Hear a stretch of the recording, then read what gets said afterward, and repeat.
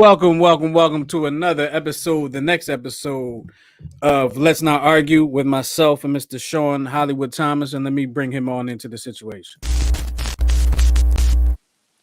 Hey, there he is. What up? Mr. Sean Hollywood Thomas, Mr. CEO, Mr. Walker, how I talk it. Yes, sir. Talker how I talk it. Is it Walker how I talk it or Talker how I walk it? Either way. Both ways, either way. Either way, that's what you do, man. What's going on, brother? Everything's amazing, man. Just getting ready, man. Gearing up. I heard there's another shutdown coming in PA. Yeah, that's what talking about in the city for sure. Yep. You gotta keep your eye on Delaware and see what's going on there. I know you're interested in that. Funny story for you. Funny to me. I just say it's funny to me. So Saturday, I'm in Wilmington at my mom's house. Me, the wife, the kid, and my mom. We're all down there, right? And time comes around 6 o'clock. 6 o'clock comes around, and I think the wife talks about she's hungry and all like that. And they're talking about what they want to eat, And then I'm like, wait a minute, Go Vegan's open in Wilmington. I say, come on, let's get something from Go Vegan. And everybody's like, yeah, let's do it. I'm like, all right, cool. You guys closed at 8, right? Yes. They're still trying to figure out what the hell they want to eat. That's why you didn't see me there on Saturday night. They're trying to figure out what they want to eat. At 9. Yep, on Saturday. 9 at 9. Yep. Okay. We might have been able to make it. Said it's 8:30. They still trying to figure it out. It was like, they said, what do you usually get? I said, well, I always get the cauliflower bites. I think that's the number one cause of black folks eating late. People just sitting around for what the hell? 2 hours just trying to figure out what they actually want to eat. By the time you look up, it's 10 o'clock at night. Exactly. Like, I'm ready to go to bed now. Ready to go to bed, right? I'll eat tomorrow. I'm thinking about what I want for breakfast. But excuse me. I don't know what's going on in here. I came into this room and all of a sudden I'm sniffling and sneezing.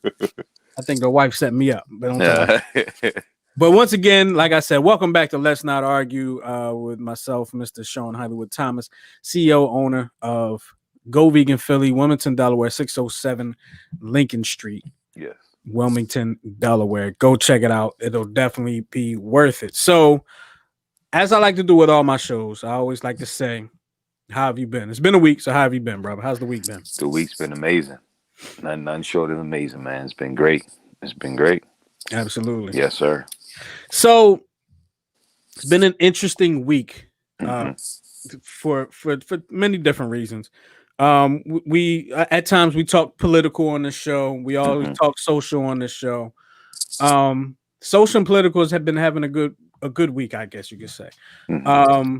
The whole what's it we got a comment. Here we go. The Buffalo cauliflower bites of fire. There you go, right there. I always get the barbecue. Yes. I always get the barbecue, and I get the Go Vegan sauce too. Man, what? Yeah, I always get that stuff.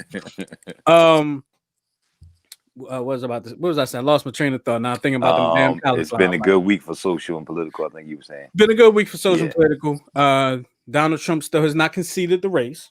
So for me being the history nerd that I am, I've been watching to see if and when he does it, or when and if, and how that whole thing is going to go down. I've been paying attention socially because it's so funny that 4 years ago when Trump won the election, and there was a lot of talk before the election of fake votes or whatever you want to call it. Yeah. And before this election, there was talk of fake vote, but see, Trump won, and then there was no real hubbub. Now Trump lost. He planted those seeds. He had to bring it back. Now it's like, this is why I was saying it, and I think that's real funny. But we've talked a lot of times about how our people, our community, kind of blindly. Let me back up from the camera a little bit. Kind of blindly supports the Democratic Party without merit, in a sense. It's almost like without benefit. Without benefit. There you go. Right. Thank you. Without benefit. And I go to thinking, and I think about a lot of things, and I did some research on things, and I know that um, the two parties, the two part. First of all, I hate the two party system. I've told you that. Can't Hate stand it. it. I think it's stupid. But the two parties had a platform switch short time after slavery, right? And I did some research on it, and it doesn't say it, but if you read in between the lines, the platform switch was actually done to keep the separation mentality of the slaves. So even if you're in the South or the North, now the slaves are both now. They're not coming together. That was the plan. That was the reasoning for it. Right now we have, and I'm kind of jumping around. There were a lot of people that, well, let's say, what's my man? Cube, Ice Cube, Lil Wayne, people that I shouldn't say Cube did it, but Wayne endorsed Trump. Cube actually wanted to get something done for the community, reached out to both campaigns.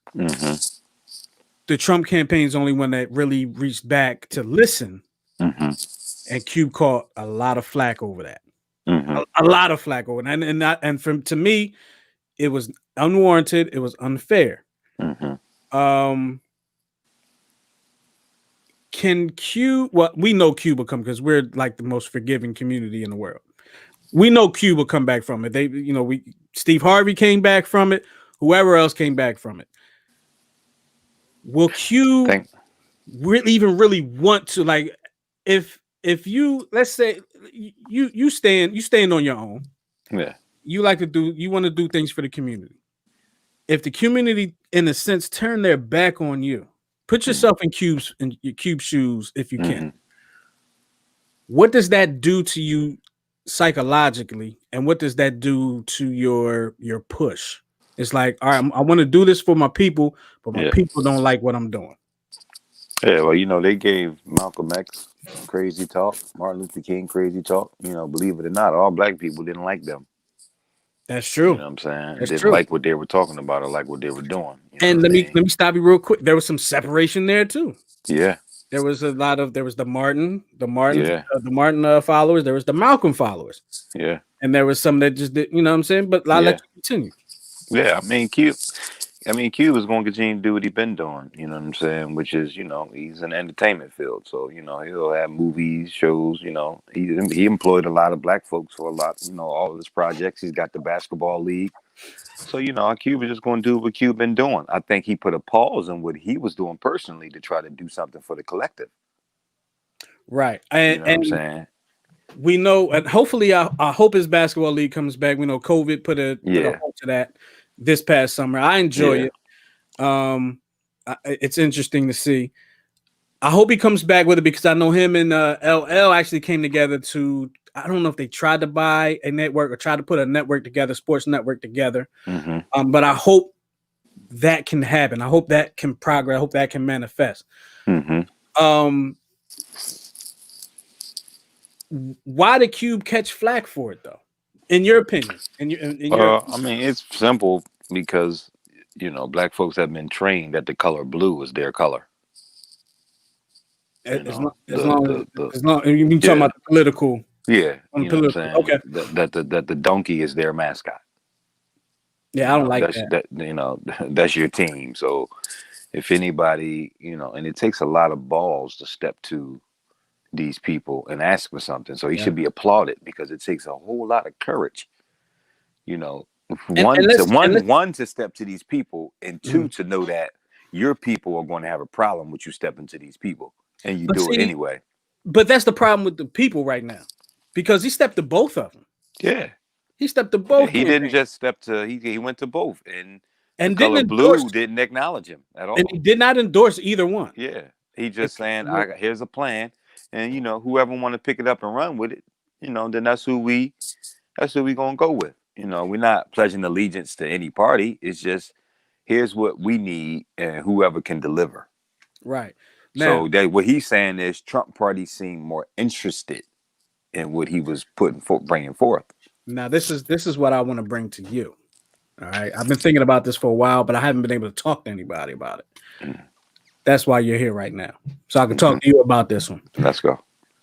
So he goes to Biden's campaign. Biden's campaign says, we'll talk about this after the election. Mm-hmm. Personally, I hated that response. Hated it. Hated that response. Because I mean, if I talk about it before, then I owe you something. If I talk about it before, now I'm accountable. Yes.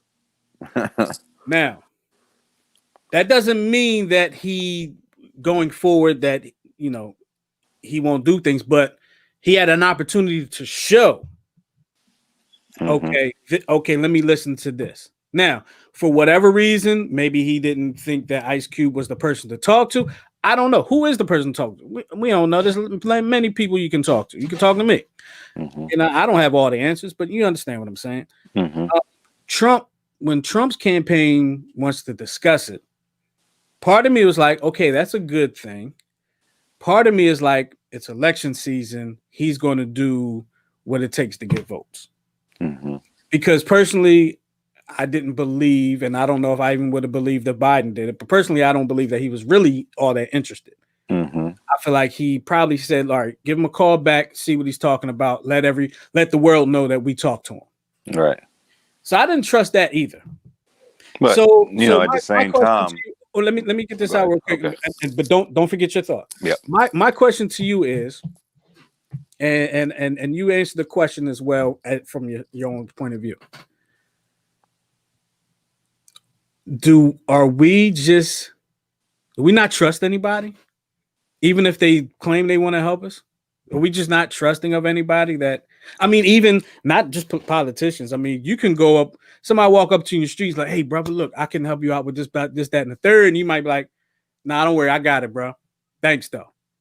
Because, there's a trust issue. Do we have a trust issue in our community? Yeah, I mean, only with each other. We seem to trust white people all the time.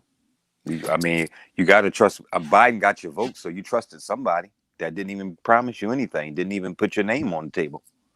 He didn't, don't even speak of you. You know what I'm saying? Here we are. Like I said, we at the bottom. The people with the least should always get the most attention. The people doing the work should always get the most attention. If you want to bring everything up. Yeah, if we're in an emergency room and two people come in at the same time and there's one doctor, one is shot up 50 times and bleeding everywhere, and another one just got a twisted ankle, who you think they're going to attend to first? I would hope the one that shot up. Okay. The one that shot up is black people. All right. Now, yeah, of course, everybody got their own little struggles, but the people that's been doing really, really bad in this country for centuries is black people. So you would think that it would have been Biden and the Democrats who would have said what Trump said. Like, oh, no, let's take care of this right now. Right. And that's what I expected. Let's do this. That's what I expected. And it didn't especially before Orange Man, who get to it and want to do it. Yes. Oh, no, let's do it. You know what I'm saying? But it's the other way around because they feel like they don't need it. Trump don't need your votes. Trump don't need black votes. He don't need. He got enough white ones. That's true, and he proved that. Okay, he got enough white ones. He got, and when I say white, I mean white people, white Hispanics, okay, white Arabs, white Asians. He's got enough. He got the second most amount of votes in election history. He don't need them.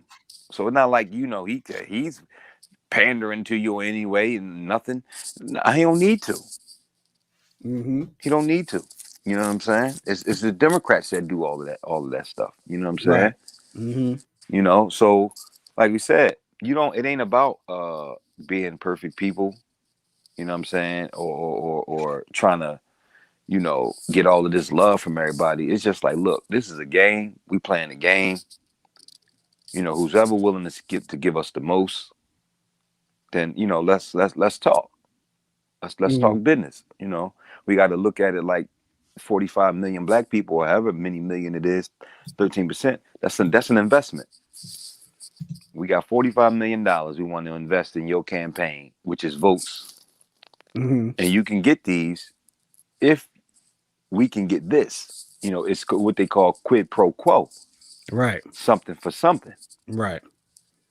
It's something for something. We keep giving away our something for nothing. And have then wonder why done it for every years. 4 years, we crying. We ain't got no schools. We ain't got no this. We ain't got no that. Mhm. Because we keep playing. Like I said, I wouldn't advise anybody to play a game that they don't know the rules to. Mhm. Yeah, you're absolutely right. Black And people don't know the rules, and you keep trying to play this game on some type of faith or some type of, and you always get, because you don't know how to play. So why are you still playing this game? You don't know how to play. and there's another aspect that goes into what you're talking about that I want to bring up. Let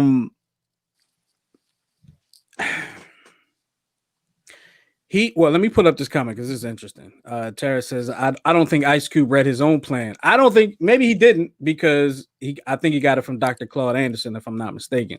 He cannot pull one sentence out when Roland Martin asked him about the plan. And Roland Martin, and I like what Roland Martin, I'll put this out there. I like what Roland Martin does. I'll just put that out. I like what Roland Martin does. I like what he represents. And that's just, I'm gonna leave it at that. Mm-hmm. But yeah, from what I heard, Ice Cube couldn't put the thing. But I'm gonna go back to this. But here's the thing: Also, why does he have to adhere to Roland Martin? Who is he? He's not doing. He didn't bring a plan for black people. Well, here, okay. So Roland Martin. See, here's my answer to that. Roland is the guy that gave him a platform to put the information out there to the people, to the audience. That because Roland, if I'm not mistaken, well, Roland was on TV One. Mm-hmm. I don't know if he still is. So I don't even know where this interview aired. I didn't see it, but Roland was on TV One, black owned network. Kathy Hughes, her baby from radio to all the way through TV. The way I see it, Roland gave him a platform to get the information out there. Now, from what I was told, the interview wasn't good. Now, there could have been a thing where maybe Ice Cube is not a big fan of Roland. I don't know, but I would think that's the time to, when people are watching, to get your plan out there, or get what you're looking to accomplish out there while people are actually, because we already know most people, I know my wife did, but most people are not going to read that 21-page plan that he put together. They're just not. So they're looking for the Cliff Notes version, which is an interview, and he didn't do well there, from what I'm told. A lot of comments coming. I'm trying to keep up with them, but like I said, I'm going to keep my personal thoughts about Roland and myself. So if the viewers, I mean, if y'all know the plan and read the plan, what is it about the plan that you would have changed? So for people that's watching, I know y'all heard it, but I'm going to reiterate. What is it about his plan that you put together that you didn't like? Now, I didn't read the plan. I'll tell you straight up, I didn't read it, but I know my wife did. So technically, the way my wife talks, we read it since she read it. You know what I mean? Because whatever hers is ours, right? Now, okay, hold on. Let me get these out here, because now it's getting good. Here we go. Cube. Oh, hitting the wrong button. Cube is a gazillionaire and don't give a ish about my black behind or yours. And she wants to call in. We don't have a number to call in, but you can text in. Let me put that text number out there real quick. Why does she think that? Why do you think that, Tara? Let us know. Let us know why you think that. Now let's get to some more. Here we go. Jason said we should start punching people in the face. That ultimately would solve everything. That's such a Jason answer right there. That's a Jason response right there. Here we go. See, that doesn't matter if he likes Roland or not. What's the damn plan, Cube? She also goes on to say, summarize that, Joan. Now, of course, the comments are a little bit delayed. Tyra says nothing. I think it was very comprehensive. So she's saying she wouldn't change anything in the plan. It was very comprehensive. I don't know if either candidate saw the plan, but what we're talking about here is the trust that our community may or may not have in what we can and cannot control. So tell me, I mean, if Cube doesn't do that, then who else was doing it? And that's what I'm saying. Who else was doing it? Who else is going to? So we mad at a man for that. Like you said, one girl just said Cube is a gazillionaire. Well, he don't have to take abuse from y'all for some. If he don't care about you, he can just not care about you and don't speak of you. Don't approach any politicians about you.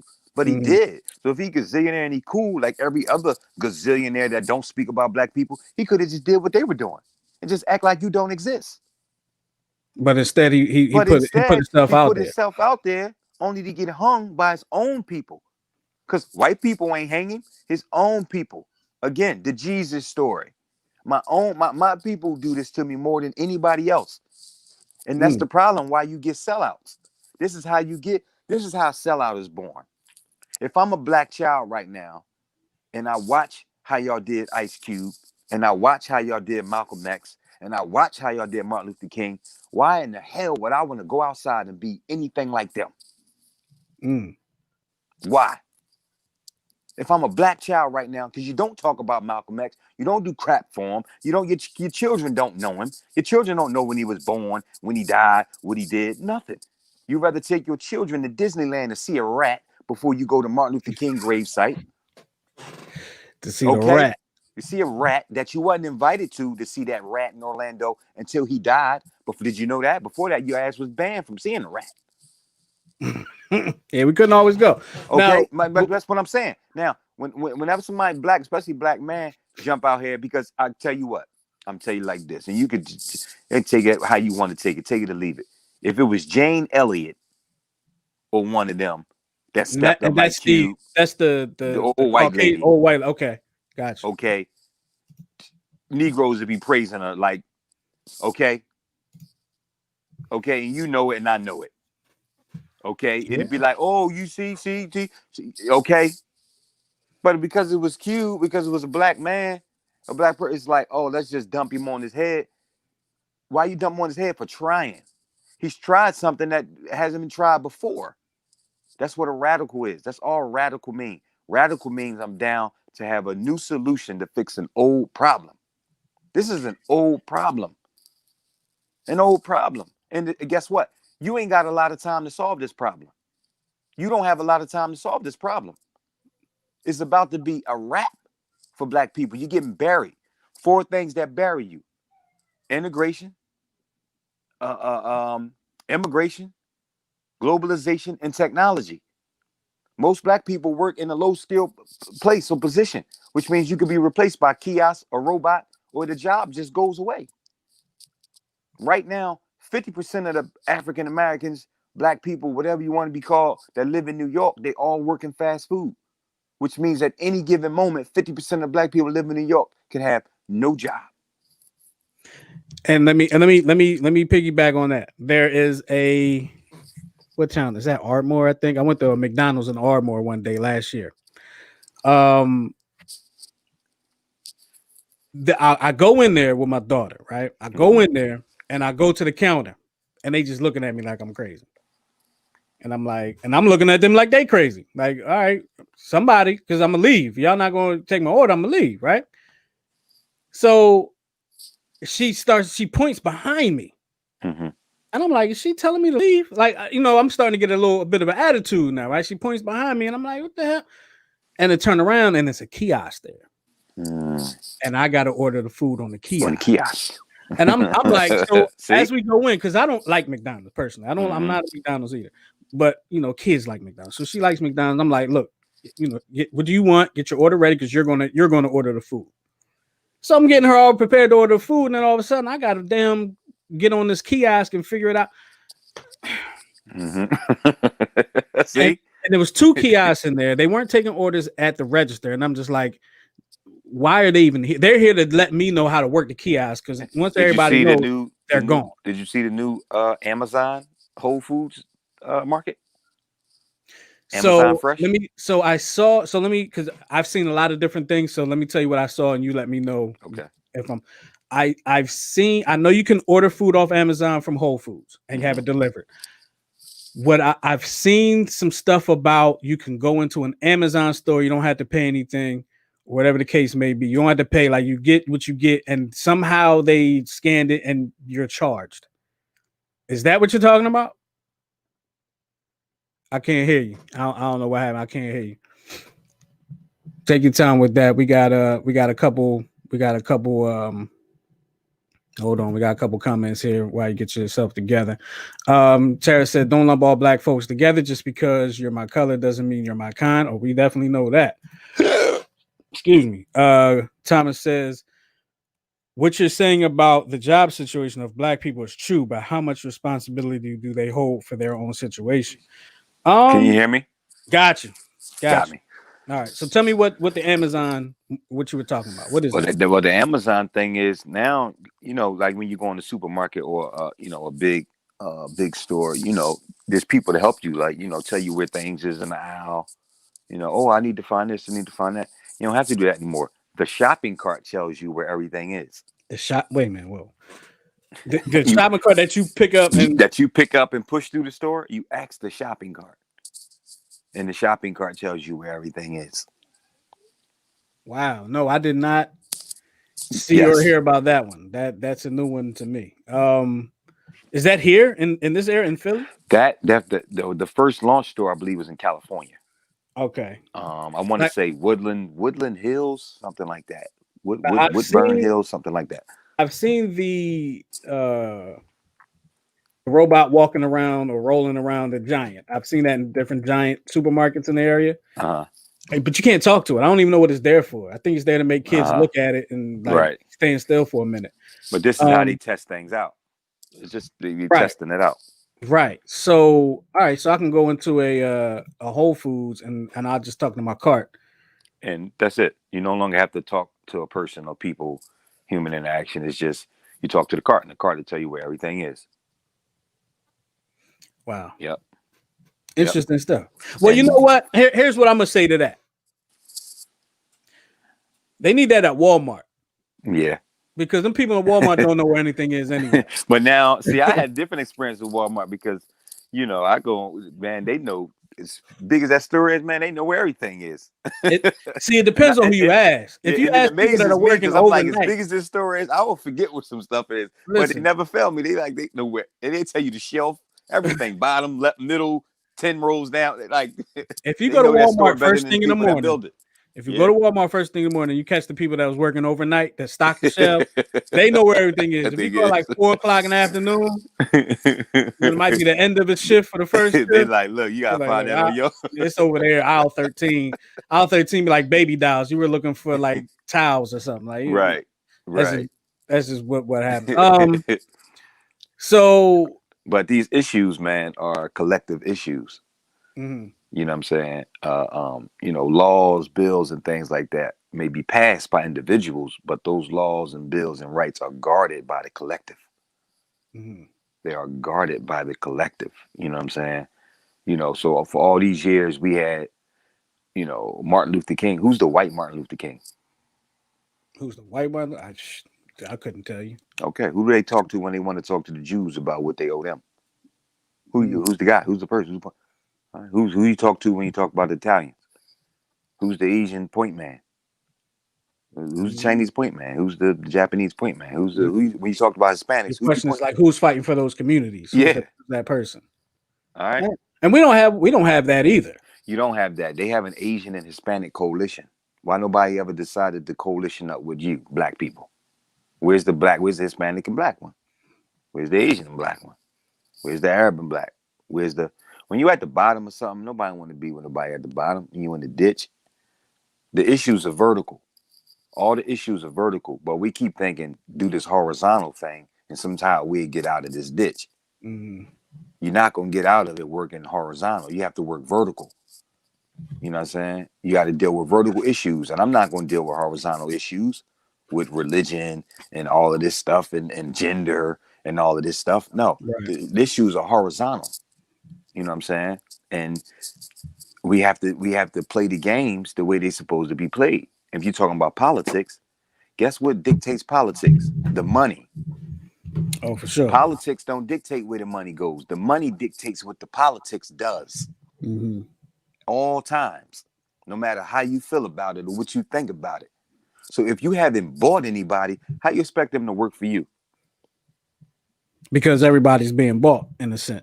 Everybody's being bought. Let me ask you this, because I kind of want to shift gears just a little bit, because I've actually wanted to ask you this for a while on this show, but I kept forgetting. But it's still within the topic. So when we talk about our community, we talk about, that we have issues. We've said every day on our show, we said our community, we have issues in our community that we have to deal with. And we don't. There's not a candidate out there that talks to our community outside of campaign time, right? Mm-hmm. When it comes to our community, there are so many people that there's different levels in our community, I guess, for lack of a better term. Okay. There are people that are doing quote unquote really good, right? There's people that are doing really bad, and there's people at different levels in between. Okay.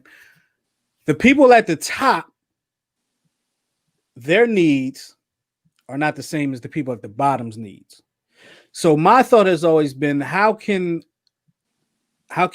we ask for, how do we bring an agenda to a politician or whoever?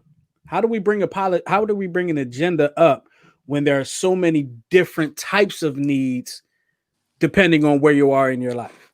How do we do that? Like, is that even possible? Well, the thing is, can you hear me? I can hear you, but you're frozen, but I can hear you. Go ahead. Well, the thing is, you're taking it to them because you have to redistribute the wealth. You have to redistribute the wealth that's been stolen. How could we catch up if that's not done? That's why we haven't caught up. We keep dealing with, again, horizontal issues, social issues, caring about if they're going to let me in the Hilton Hotel, caring about if I get to sit at a counter that they don't want me to sit at, caring about if I get to go to a school they don't want me to go to, even though I got my own school already. Caring about if somebody like you, caring about horizontal crap. And we dealt with that too long, and you got nothing for it. You got civil rights. You got your integration you asked for. Now what? They looking at you like that's the stuff y'all asked for. Y'all asked to be integrated. We integrated. You still at the bottom. You asked for civil rights. We gave you civil rights. Y'all still getting murdered by police. Some would argue to deal with, because America has been bought, and so this is a buyer's place. Who's buying? Some would argue that integration took us back to the bottom or kept us at the bottom. Oh, it tore us apart. It took a lot of our dollars out of our stores and out of our and let me just say this. I personally, I don't care if you want to be integrated or separated, but somewhere on that bar, you need to make sure we have an economic base for our people to be able to pull from, just in case things go crazy. Right. So I want to be clear. I want to make sure I said that, because then they'll take you for, I don't care where you integrated, separate. I don't care which end you want to go on, but somewhere on that bar, you need to make sure, like everybody else, because no other people are marching to be integrated with nobody else nowhere on the planet. Never. Nobody else is worried about that. And the people that's coming into the country now are going to bury you even further down. They're not coming to be your friend. They're not coming to coalesce with you. They're coming to get theirs. They're coming to soak up the benefits that you got beat over the head for and you marched for that you never could partake in. They're coming to get that. Because now they can get them. They can get it. Now they can get them. The affirmative action plan, white women get most of that. And that plan was drawn up specifically for black people, and you get the least of it. And it's funny because a lot of times if you're in the workplace, and let's say you're the first black in that workplace, not historically, but let's say you're the only one in it, everybody assume, oh, you must be an affirmative action hire. And personally, I mean, if I'm an affirmative action hire, I don't care. I'm that whatever I'm doing, and I can be affirmative action fired too, if that makes any sense. If I don't come in and do the work I'm supposed to do, if I'm working for somebody, if I come to you as a restaurant owner and I'm a server at your restaurant, 607 Lincoln Street in Wilmington, Delaware, just in case you're wondering. I come to you, I work for you. Right. And I've never been a server, right? Let me just put it out there. I've never been a server, but I'm carrying the thing, right? And every third order that I get, I drop on the floor. Mm-hmm. Right, it's got to come out my check. Eventually, I got to go. Right. Eventually, you're going to have to make a decision to either put me in a different position, or you're going to tell me, look, this ain't working out. Thanks for your time.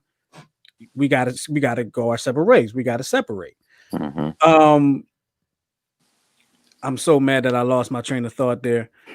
I said that because if I'm an affirmative action hire, I still need to do my work. Mm-hmm. I still need to do what I do, and I actually need to do it as what we're told coming up. I actually need to do it better than some of the other people that work there. Yeah, but see, I say think about it like this: if you were a part of the American system, if you were a part of it, if you're in the plan to make America better for the last however many centuries, then why would you even need an affirmative action plan? Oh yeah. I mean, because that is telling you that the Constitution does not cover you. Absolutely. It does not cover you. Does not. Okay. Well, you traded. It might cover some of your beliefs, but it doesn't cover you. It doesn't cover you. Okay. You traded. We had our own basketball pro league. We had our own football pro league. We had our own schools.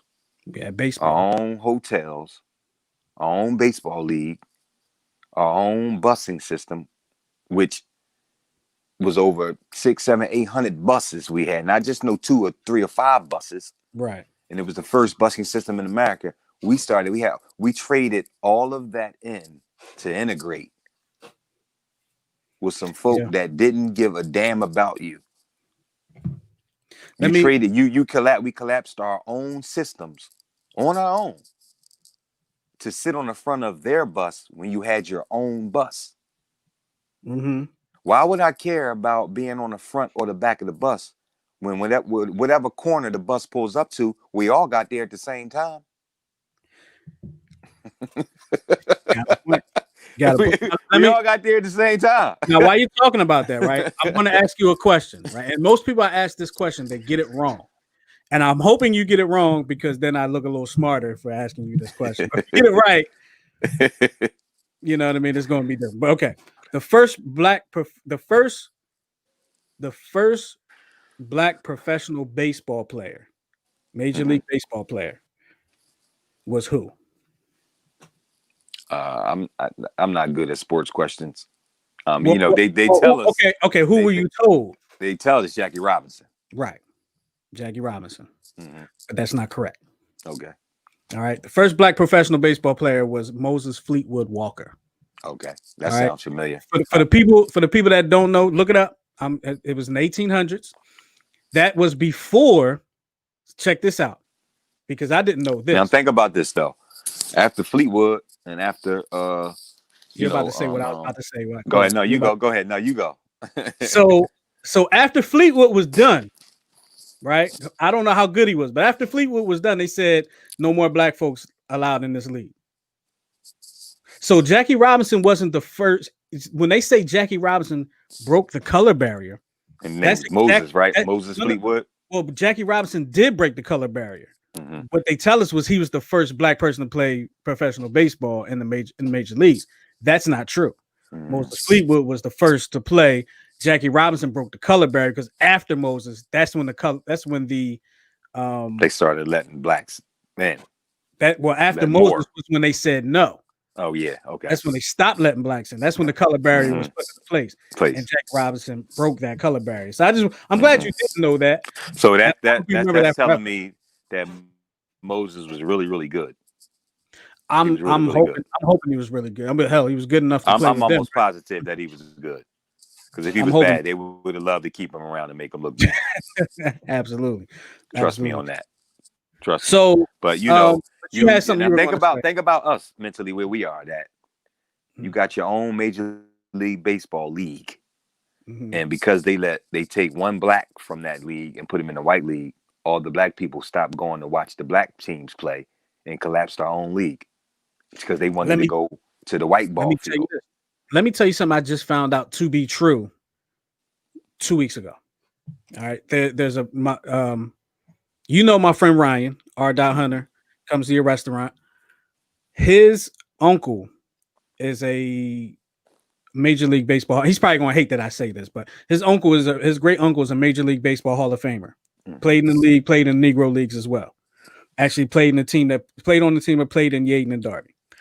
A friend of his, Tyra said his name was Moses. Of course, he was good. Right, Tyra. You know he was good. Tahira. She gonna get you for calling it Tahira too. That's the wife right there. She gonna get you. What was I saying? Doggone it, she done messed up my train of thought again. Well, I forgot what I was saying. So there's a friend of his that's still around, and he was telling us, or he was telling Ryan, and Ryan was telling me that the Negro League teams and the white baseball teams, they played each other all the time. Mm-hmm. All the time they played each other. We just didn't hear, and sometimes the black teams won, sometimes the white teams won. Mm-hmm. So it was pretty, it was pretty, even the level of competition. And I'm wondering, like, the black folks wanted to compete against the white teams. Mm-hmm. They already were, but nobody knew about it. Yeah, like nobody, unless you were there to see it, nobody really knew about it. Like, Babe Ruth said Josh Gibson was one of the best hitters that he's ever seen ever. And Babe Ruth is considered the greatest hitter of all times by most people. A lot of people don't know who Josh Gibson is. Right. But with that being said, that want for acceptance, I think that's buried way deep in the DNA of black folks, of the acceptance thing. Yeah, wanting a comfortable spot in oppression. Just wanting I just want a comfortable seat during this oppression. I don't really want to be free. I just want you to accept me. Fake acceptance, though. You know what I'm saying? Yes, Tyra, the H is silent. We got you, Tyra. She's letting you know. You know what I'm saying? But at some point, like I said, whatever's going to come down to is going to come down to. So, I don't think anybody cares about what I'm talking about anyway. So here it goes. That's why we here. You got to start worrying about yourself, ourselves, and we got to do it fast. You know what I'm saying? I mean, here we are with stage 4 cancer. You know what I'm saying? And America is worried about some sprained ankle. Now, I think you might want to do something about this cancer, man. I think you might want to work on this. You really want to work on this, and you want to work on this right now.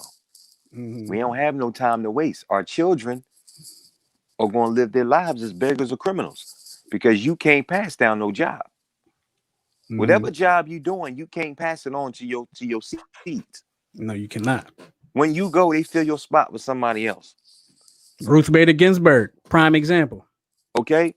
They will fill it with somebody else. Quick. And here we go. I walk in stores, man. Just think about it in our community, man. There's stores with bulletproof glass up, which automatically tells a child that they are a criminal, even though they 5 years old. They ain't never committed crime in their life.